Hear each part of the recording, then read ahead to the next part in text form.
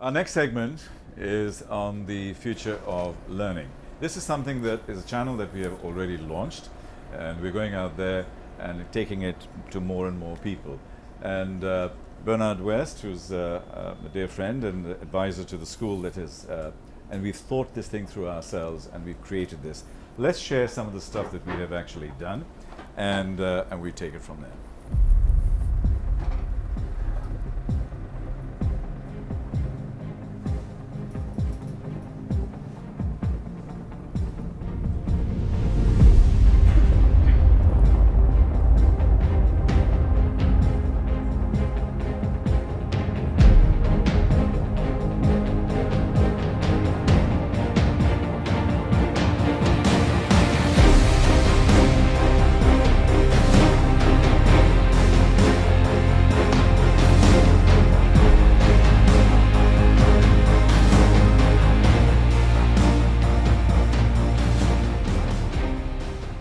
That's the future of learning. Bernard, welcome. Thank you very much for joining us today. And you've been one of the creators and visualizers of this idea.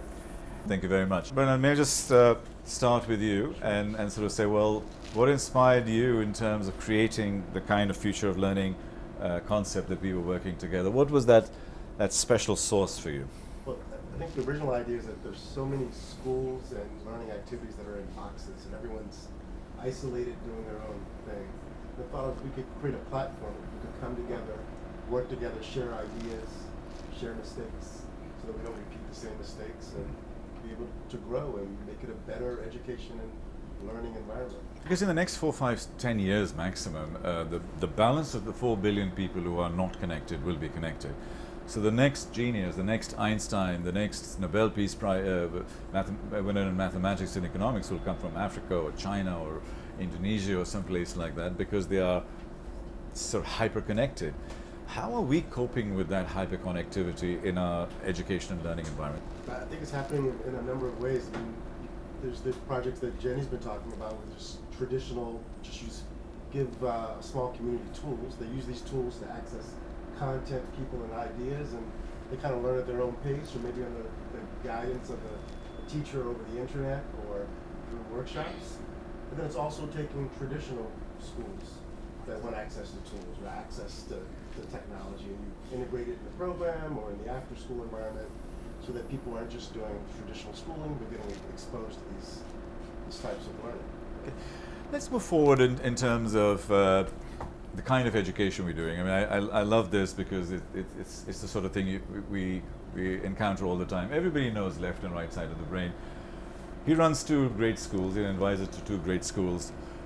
I mean, most of the time, 80% of the time, you're just teaching them that, right? Maths and day-to-day stuff and boring things. Not in our schools. Okay, fine. But generally in education systems out there at this point in time, how are we coping with that? Because robots are going to take that side. This is the humanities side. How are we managing that? I think a good education is a balance of both. And no longer do you find good schools telling children, you should be a scientist, or you should just be an artist, or you should have this job.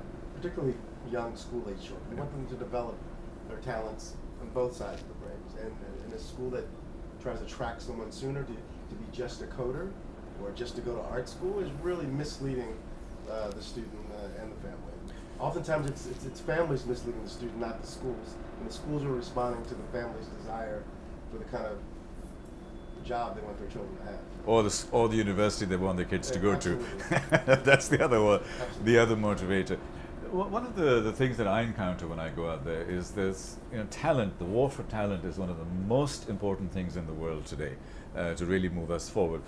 However, there are senior managers here who have to make these decisions to hire people for jobs that don't exist and for skills they don't know yet. So how do you guys train people for certain skills for jobs that don't exist? I mean, this doesn't quite make sense to me. So how do we bridge this? Bernard, you get the easy questions. Yeah, it's very good. Of course, the work that we're talking about, I'm not in the skills training business necessarily, but Yeah. But my view on the marketplace is you have to teach people to be flexible, to be able to learn. And in most cases now, an engineer who graduates or a coder who graduates isn't automatically employable. And what they may be doing for the first 6 months, there's not what they're going to be doing 18 months later. So to be prepared to do one job for 5 years or 10 years no longer exists, because the skills required for that job change all the time. Looking at some of the technologies that you, and we'll talk about in a second, and certainly I know that Bernard is very close to virtual reality, augmented reality. You speak about holoportation. We have a global grid of Wi-Fi that will be out there. There's democratization of information and content. In this environment, should our education system be just blown up, destroyed as it exists today, and literally, it'll be education 2.0?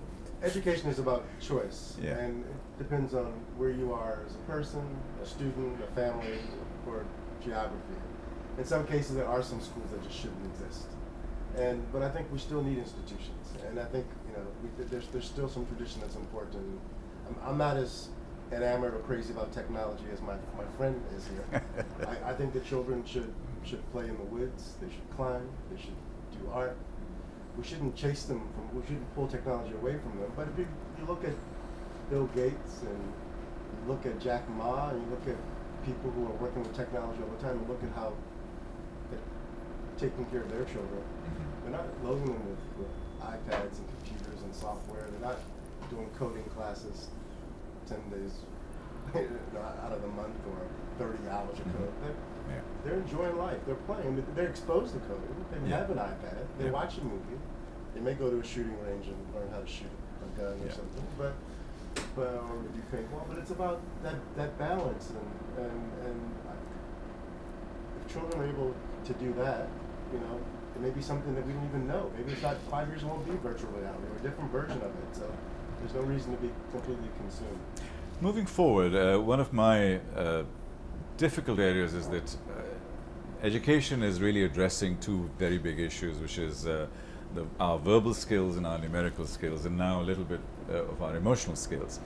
I'd like to go beyond, and I'd like to talk about all our multiple intelligences that are around us, and how do we develop those. And this is one of the charts that I have, which talks also about spatial intelligence, about social intelligence, our physical intelligence, and things that we can connect with. This is all of the skills that we need to have. And in the world of artificial intelligence, we actually need to be more intelligent to be able to keep our lead. So in this world, how is the education and learning system, the future of learning, addressing something like this? You've seen this one before, Brennan. So I have. Yeah. I remember in my office one day. Ethical intelligence, and the spiritual aspect, creative intelligence, and all of the elements that we have in there, because this is a mind map from Tony Buzan, who's the creator of mind mapping, and this is one of his primary things, is that we have forgotten how to use all our intelligences. We only use 2, 3, 4 of them, and we need to find ways to do that. So how should our education system, whether it's AR and VR, whether it's climbing trees and falling off in the river? The first thing, we can't put it all on the educational system. We can't put it on schools and institutions. There are a number of constituents. It's family, it's community. Schools are a factor in it. And you won't get all of these things in one school in 1 year or in one class. I think we should be aware of these things. What are your thoughts on sabbaticals? I think it's important. I did the same. Oh, wow. For 2 years and traveled the world, and I always encourage people to do it. I think it's important. Okay. So this is some of the sort of things that we're going to be having in the future, and this is one of our last slides on this. But leaving this as a backdrop, we'll have science, we'll have technology, we'll have humanity. All of these things are going to come together as a centaur. But what is your dream? I mean, I look like a genie, and if you ask me for one wish, I can't give you 3. What would that be? What's your dream in terms of learning and development of people? I think it's really just access to a quality, well-rounded education, which most people don't really have. And I think that's it. And using technology to increase access, using large capital to build institutions in places. For me, that's my dream. Bernard, very grateful for your thoughts, and big hand for 2 amazing people. Thank you.